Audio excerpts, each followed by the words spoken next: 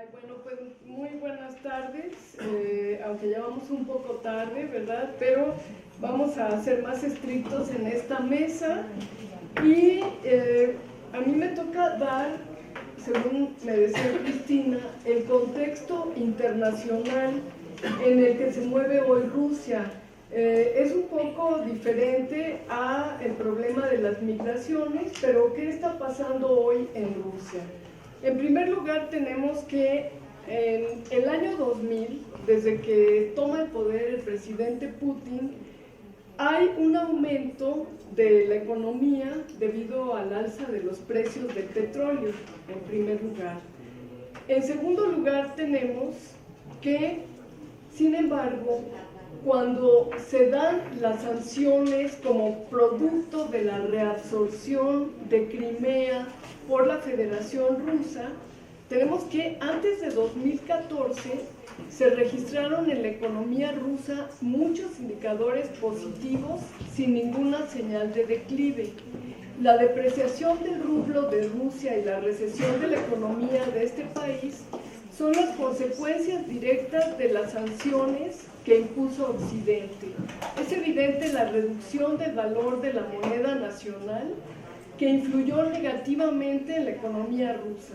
Sin embargo, desde junio de 2014 se redujo a la mitad el precio del crudo como consecuencia colateral de las sanciones. Parece que hubo un acuerdo, esto no se sabe bien a bien, entre Arabia Saudita y Estados Unidos para que Arabia Saudita produjera mucho más petróleo. Por lo tanto, el precio del petróleo bajó y se le impusieron sanciones a Rusia consistentes en no darle préstamos de largo plazo. Estos factores, desde luego, sacudieron la economía rusa y llevó a la depreciación del rublo y contribuyó a aumentar la carga de deudas en dólares a las empresas, y la tasa de inflación de 2014 alcanzó cerca del 10% y se incrementó en 2015.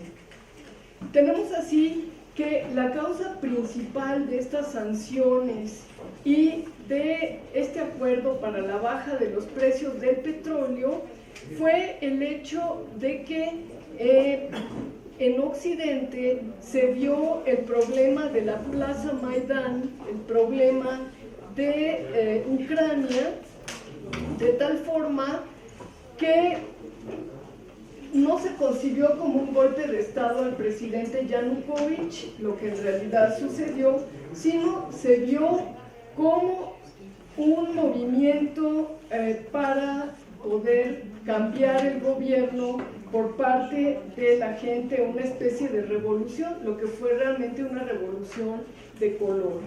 Tenemos así que, a pesar de que las pérdidas más evidentes por las sanciones antirrusas y el embargo ruso afectan a los agricultores europeos, es decir, que no solamente afectan a Rusia las sanciones, sino a Europa.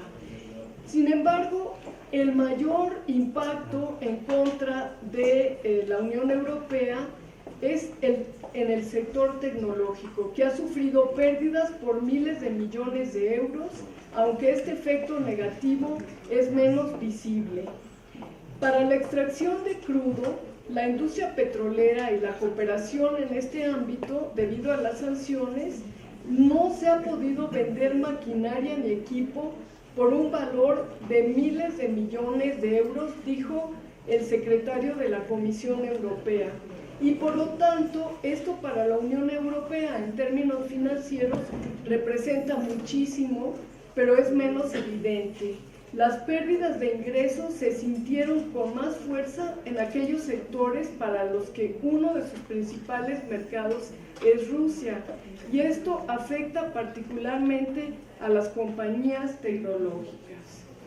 Tenemos que, por lo tanto, ¿qué está sucediendo hoy en cuanto a la política exterior de Rusia en dos ámbitos fundamentales, en Ucrania y en Siria?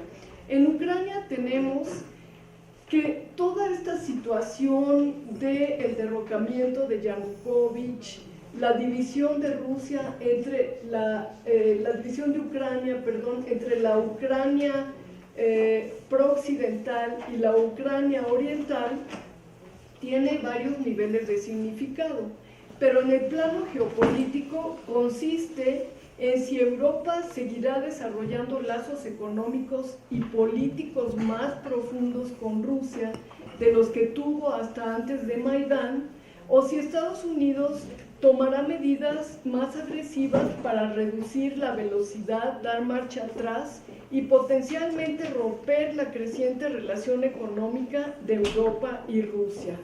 Y esto se debe a que en la Plaza Maidán, al ser derrocado Yanukovych, comenzó una política bastante rusofóbica, antirrusa, y por lo tanto que tuvo consecuencias hasta hoy que no se han podido arreglar. Sigue el problema en Ucrania, el conflicto, y tenemos así que lo básico aquí es el pensamiento geopolítico de Mackinder.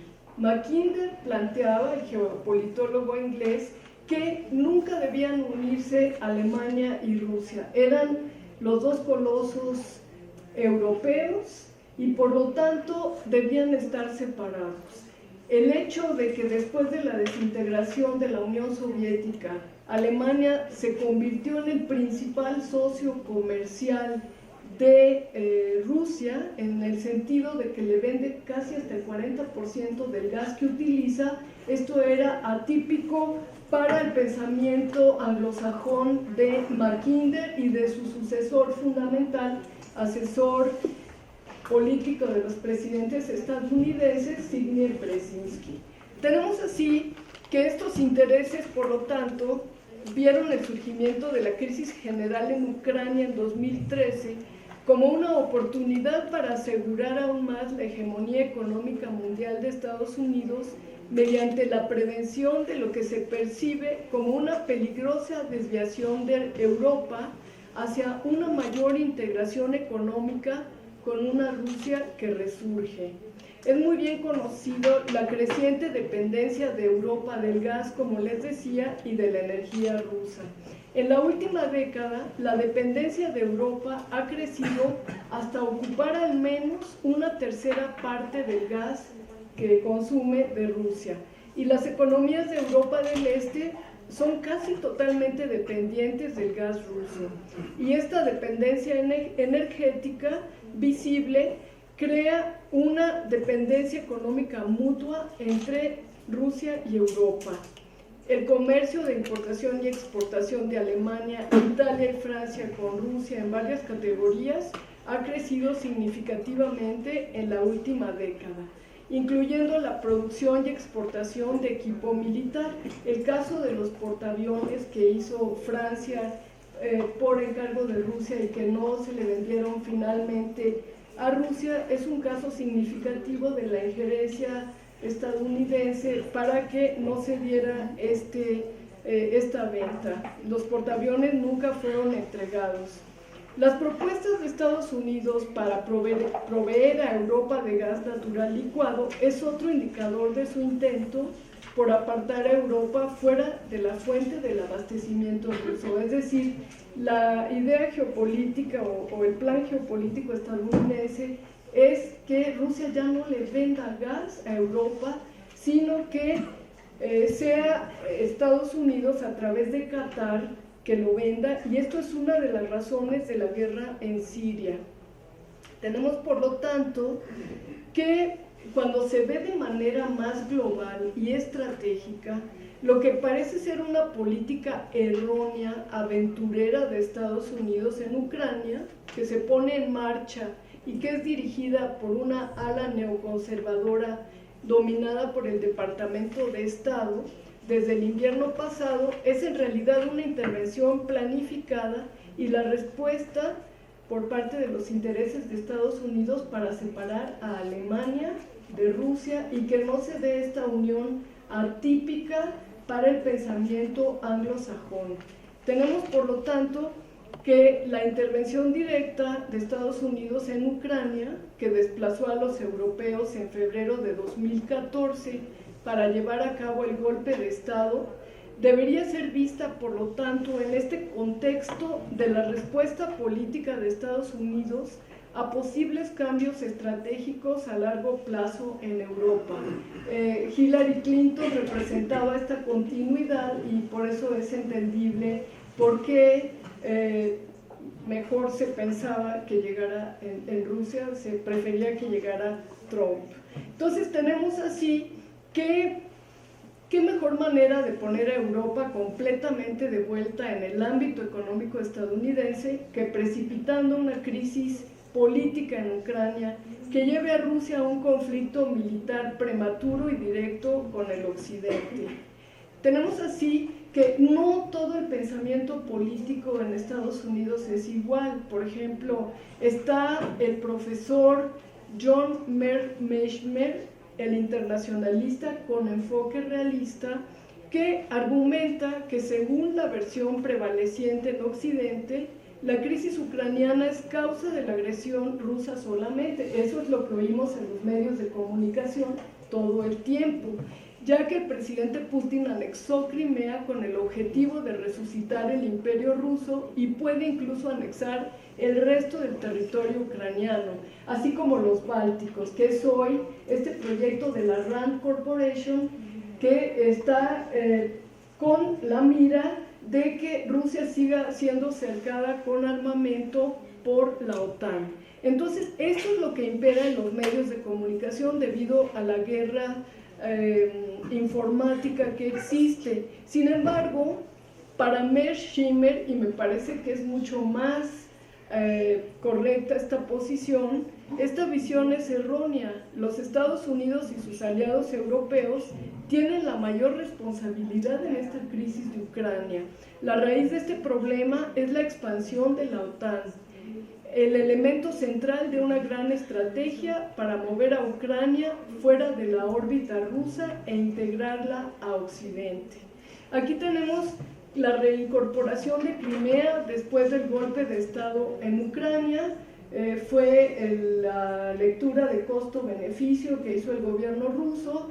En lugar de que hubiera ahí una base de la OTAN, que era la intención más adelante, pues se hizo este costo-beneficio y al parecer el gobierno ruso prefirió reincorporar Crimea después de un referéndum.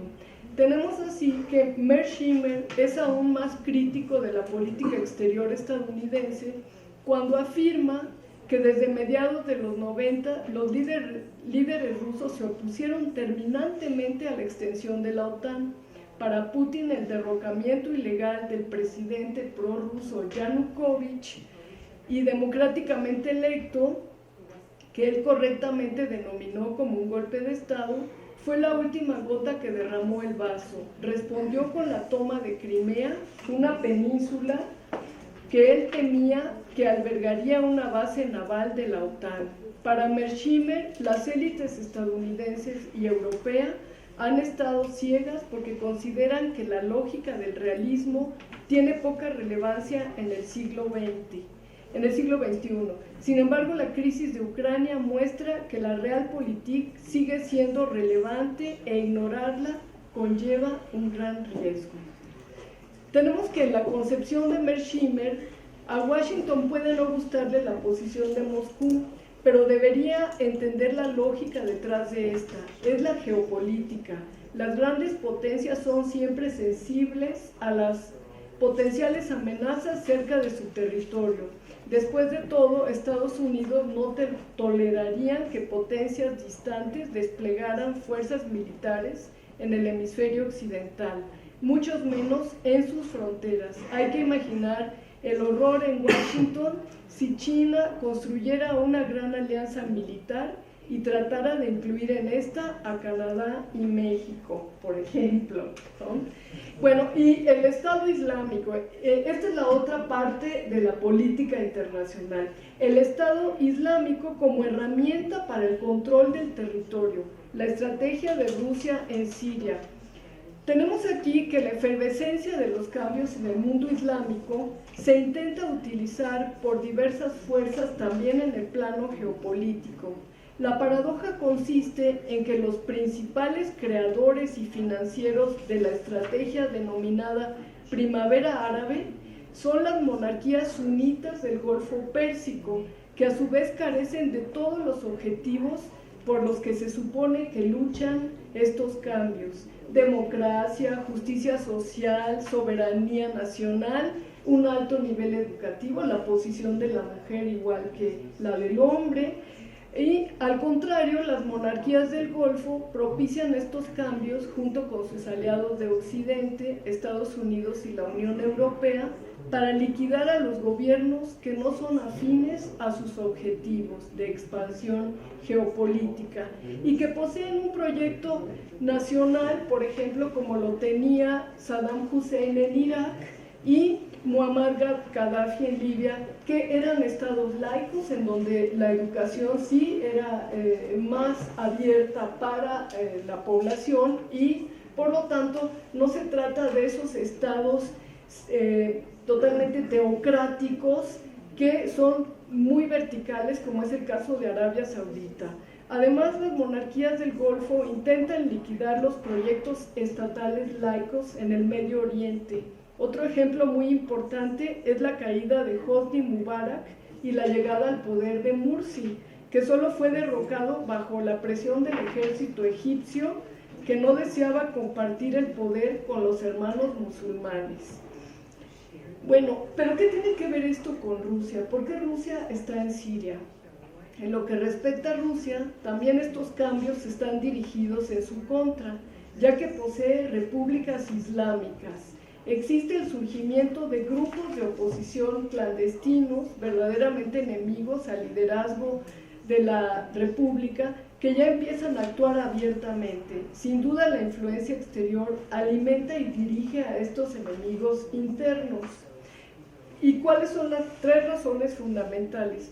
Rusia interviene en la guerra de Siria debido, en primer lugar, a que posee una gran cantidad de población islámica, que podría ser atraída cada vez más a este tipo de grupos combatientes como el denominado Estado Islámico, que no es Estado ni es islámico. No es Estado porque se superpone a dos estados que ya existen, que es Irak y Siria, y por otro lado no es islámico porque más bien estos son mercenarios que no tienen nada que ver con la religión islámica como tal.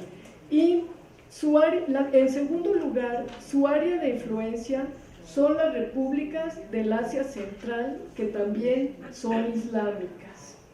Y por lo tanto, Rusia considera que se podría contaminar si viniera este movimiento islámico desde las repúblicas del Asia Central hacia Rusia.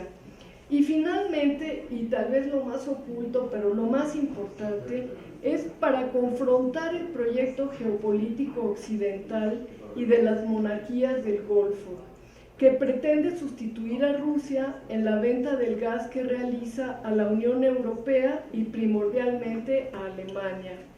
Así tenemos que la oficina del denominado Cártel del Gas, el foro de países exportadores de gas que se encuentra en Doha, es hasta la fecha una estructura que no posee un mecanismo de consenso para fijar los precios del gas y se achaca a Qatar, que obstaculiza la posibilidad de un acuerdo.